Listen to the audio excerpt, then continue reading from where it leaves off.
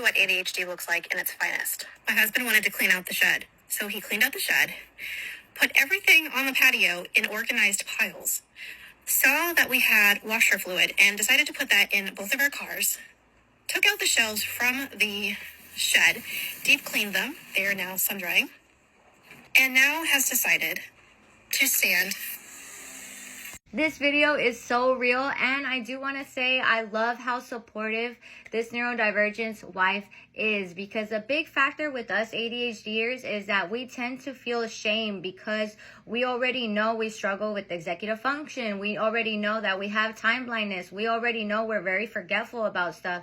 So we already have shame alone within ourselves. So being able to find a partner that doesn't add on to the shame and supports it, and in her case finds it adorable, I love that. It's so crucial to have such a positive support system around you.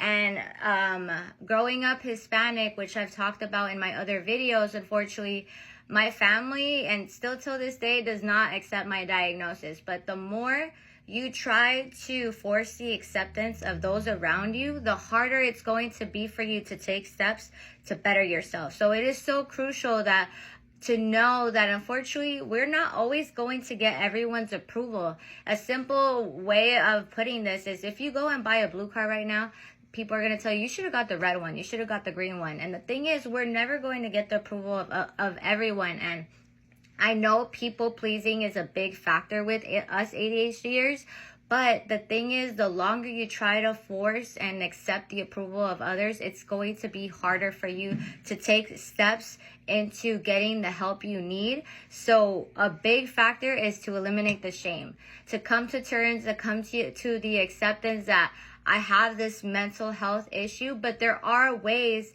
to better it,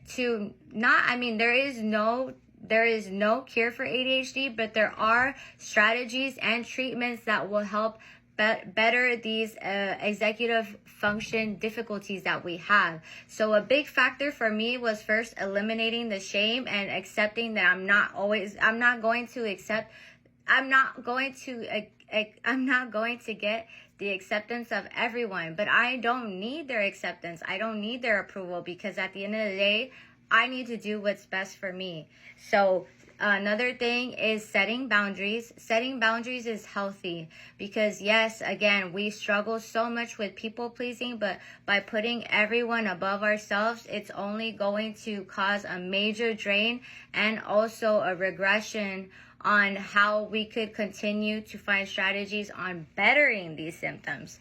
And then another thing too that has helped me is getting diagnosed. So it is so crucial that before you consider taking stimulants, is going and seeing a medical professional to get your official diagnosis. So that way they could run, different lab works, tests, just to make sure they could find something that fits your needs better. Because again, neurodivergence, it's a broad term, because just like a simple cold, a simple, cough, it doesn't affect us all the same. So it is so crucial to go get your diagnosis and to seek a medical professional before you decide to consider taking medication. So eliminating the shame, finding a healthy supportive system, and if you don't, then coming to the acceptance that you don't need it.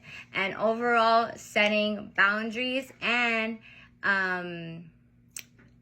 what was the last one? Oh, and after talking to your doctor, seeing if stimulants is something to consider. So before I was diagnosed and before I started taking stimulants, this right here, this example was me. I would leave stuff halfway done, and then I couldn't remember what it was that I actually started and what was priority. Prioritizing the task and what are the things that need to be done first is another big factor with us ADHDers. So overall, as a 30-year-old woman with diagnosed ADHD and certified life coach, I approve this message.